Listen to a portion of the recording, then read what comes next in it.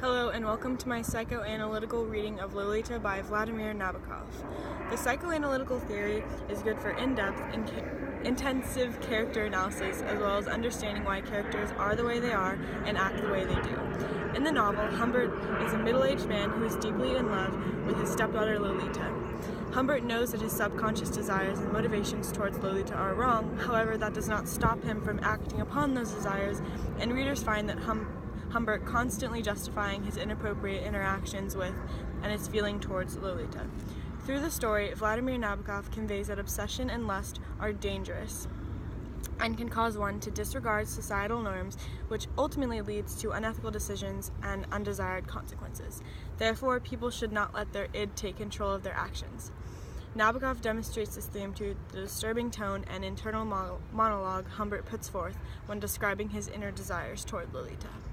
There are three major points I'm going to discuss in order to prove this theme. The first one is that Humbert justifies their relations by claiming he is saving Lolita from harm.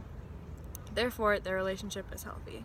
Humbert states, "My chère Dolores, I want to protect you, dear, from all the horrors that happen to little girls in coal sheds and alleyways. And alas, comme vous le savez trop bien, ma gentile, in the blueberry woods during the bluest of summers." In this scene, Humbert is lecturing Lolita on how their relationship is normal. He claims that he is saving her from the harmful parts of life, and in order for her to be safe, they need to stay together. Humbert is creating excuses and continues to do so. However, deep down, he knows that what he is doing is morally wrong, and ultimately, his subconscious desires will take control of him. The second point I will be addressing is the idea that Humbert is torn between desire and law, and as we know, ultimately picks desire. In the beginning of the story, Humbert is raw to his emotions, and his id has not yet consumed him. He is thinking about his feelings toward Lolita and states, "One moment I was ashamed and frightened, another recklessly optimistic. Taboo strangled me." His emotions are all over the map, and he is facing a major dilemma. He allows obsession with Lolita to grow stronger throughout the story. He knows what he is doing is wrong. He goes to the extent of calling himself a pedophile and a monster, and he is certainly acknowledging the conflict.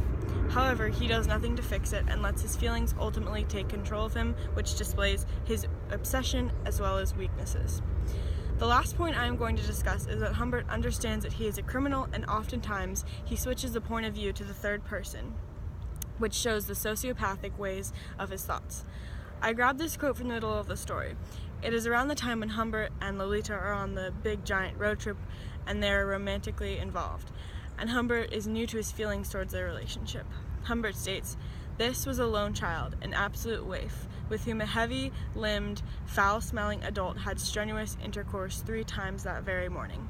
This quote displays Humbert switching point of views as he does multiple times in the story. He refers to himself in the third person and describes his actions with a sense of disgust.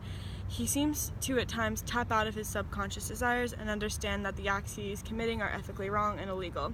However, he always finds a way to ignore that voice and continue with his unlawful acts. In conclusion, Humbert understands that his desires towards Lolita are wrong.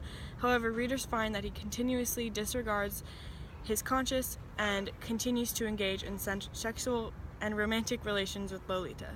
The author conveys that obsession and lust are dangerous because it can lead a person to make immoral decisions, which ultimately leads to undesired consequences. Through my psychoanalytical lens, I was able to identify the common themes of obsession and justification and the internal conflict he is facing due to his inner desires and mental state.